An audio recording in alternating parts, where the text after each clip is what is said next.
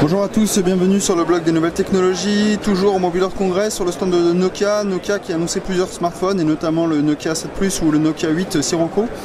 Et ici j'ai dans les mains ce Nokia 1. Pourquoi le Nokia 1 est important? Eh bien parce que c'est un smartphone Android Go édition, donc ça veut dire que vous allez retrouver une version pure et allégée d'Android. Donc ça c'est plutôt une bonne chose, ça veut dire que vous allez recevoir les mises à jour mais également une sécurité en termes de mise à jour des versions, évidemment sur 2 années, mais également sur le support de 3 années supplémentaires. Donc comme on va le voir, eh bien, ce smartphone, c'est un smartphone d'entrée de gamme, puisque vous allez retrouver des spécifications que vous avez forcément sur des smartphones à moins de 100 €. Donc il a un écran ici de 4,5 pouces avec une résolution VGA, donc c'est vraiment une résolution qu'on n'a pas l'habitude de retrouver sur le marché. Vous allez retrouver un processeur Mediatek à l'intérieur, c'est un processeur cadencé à 1,1 GHz. Vous allez également avoir 1 Go de RAM et 8 Go de stockage interne. Donc vous allez pouvoir un petit peu sauvegarder toutes les photos sans aucun problème.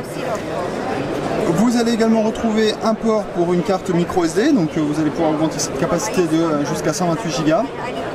En termes d'autres spécifications, on va ici donc avoir une caméra frontale de 2 mégapixels. Donc pour les selfies, eh bien, ça va être un peu juste, mais vous allez quand même pouvoir en prendre. Et puis à l'arrière ici, vous allez retrouver une caméra de 5 mégapixels avec un flash LED. Donc c'est plutôt correct pour un smartphone d'entrée de gamme. En termes de conception, évidemment, on est sur ici une coque en plastique. Le smartphone a des courbes légèrement incurvées ici sur les côtés. Donc du coup, pour une prise en main, c'est assez facile. Évidemment, son écran de 4,5 pouces permet de le prendre en main et de le manipuler de haut en bas sans aucun problème. Donc en façade, nous retrouvons ici donc la caméra frontale, on a le haut-parleur, la marque Nokia, on a des larges bandes en haut et en bas. On n'est pas sur un flagship où on essaie d'amincir évidemment les bords. Ici, c'est pas du tout le cas. À l'arrière, donc vous retrouvez donc cette caméra. Vous retrouvez également le flash LED de la marque Nokia. Sur le côté droit ici, vous allez retrouver le bouton power et le bouton de volume.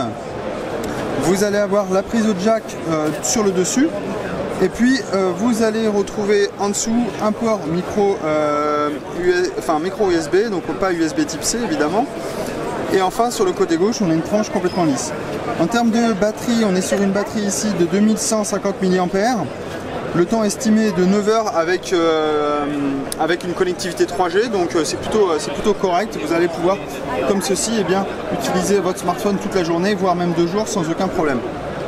L'expérience utilisateur, vous allez retrouver du Android, sauf que c'est Android Go édition, donc on est sur du Oreo, mais on a des applications Go édition, ça veut dire que ce sont des applications qui sont allégées et qui permettent de tourner en fait sur ces smartphones qui sont beaucoup moins performants en termes de spécifications et surtout qui permettent de consommer moins de données, et c'est ce qui est important, notamment dans les pays en voie de développement où on a une connectivité plus ou moins partielle. Ça marche comme du Android classique, vous allez pouvoir lancer évidemment votre Gmail, votre YouTube, etc. sans aucun problème. Vous voyez ici les applications démarrent parfaitement. Donc là évidemment je n'ai pas de compte renseigné, donc c'est un peu compliqué de l'utiliser. Pour Chrome, c'est pareil, vous allez pouvoir l'utiliser. Donc là, on va aller voir tout de suite ce que ça donne en termes de... Hop.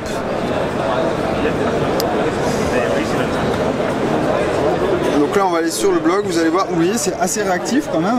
Je rappelle, on est sur 1 Go de RAM, on est sur un processeur cadencé à 1,1.